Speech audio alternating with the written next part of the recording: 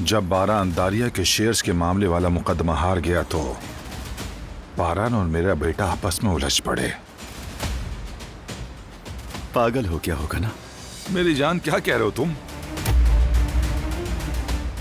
Sorry, मेरा मतलब है कि क्या कह रहे हैं आप?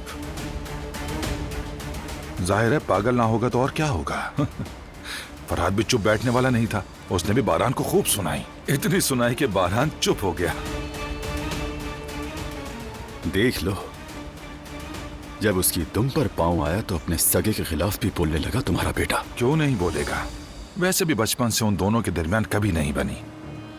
अब फरहाद को और भी गुस्सा आएगा।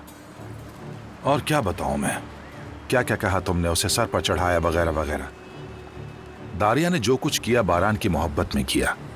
वो दिलान से बदला लेना चाहती थी और ऊपर से वकील भी नाअहल निकला। बस अल्लाह रहम व करम करे भाई। पैसे मिलते थे भाई, जो वो कहते थे वही करता था। अभी तक तो हमने कुछ भी नहीं किया हसन, बस यही कहा था कि 2-4 डॉक्यूमेंट्स फाइल में मत लगाना। और देखो क्या हुआ, वो लोग कैसे गिरे। अरे कैसे गिरे? क्या मतलब? मुंह के बल गिरे।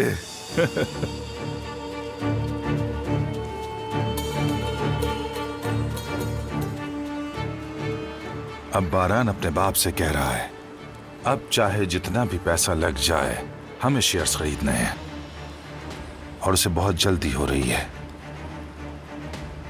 फिक्र मत करो हसन, मेरे पास इस बारे में भी प्लान है। शाहिद, हुक्म करे बॉस। जरा उस दारिया को फोन करके हाल चाल तो पूछो, खैरियत से है, खुश है, मजे में तो है ना? ठीक है बॉस, मैं अभी करता हूं।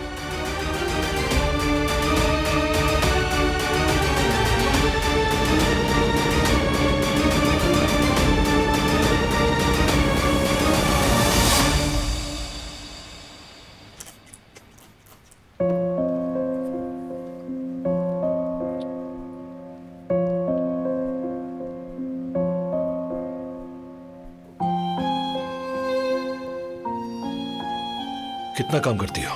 देखो मैं चाय लाया हूं तुम्हारे लिए। नहीं फरहाद, कोई देख लेगा भी। यहाँ कोई नहीं है गुल, रिलैक्स रहो। ये लो चाय पी लो।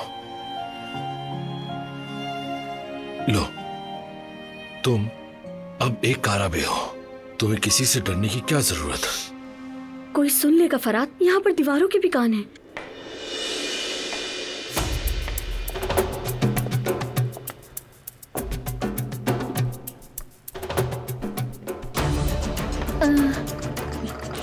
लीजिए फरहाद साहब।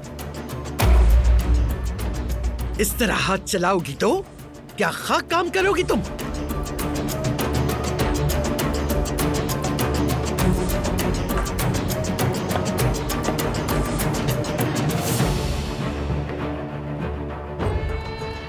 कोई असर नहीं होता, किसी बात का असर नहीं।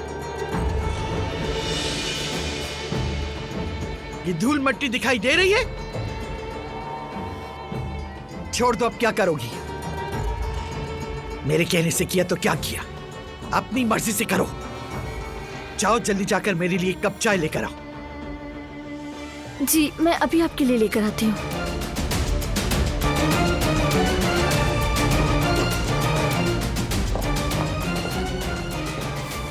दादी जान, मुझे समझ नहीं आता कि मसला क्या है। बात अब हद से आगे बढ़ती जा रही है। मैं कभी भी अपनी हद से आगे नहीं बढ़ी। पूरी टेबल धूल से भरी हुई है, बोलूं भी नहीं। छोड़ दूं ऐसे ही ताकि पूरा घर कचरे में डूब जाए। तौबा, अस्तगफिरुल्लाह।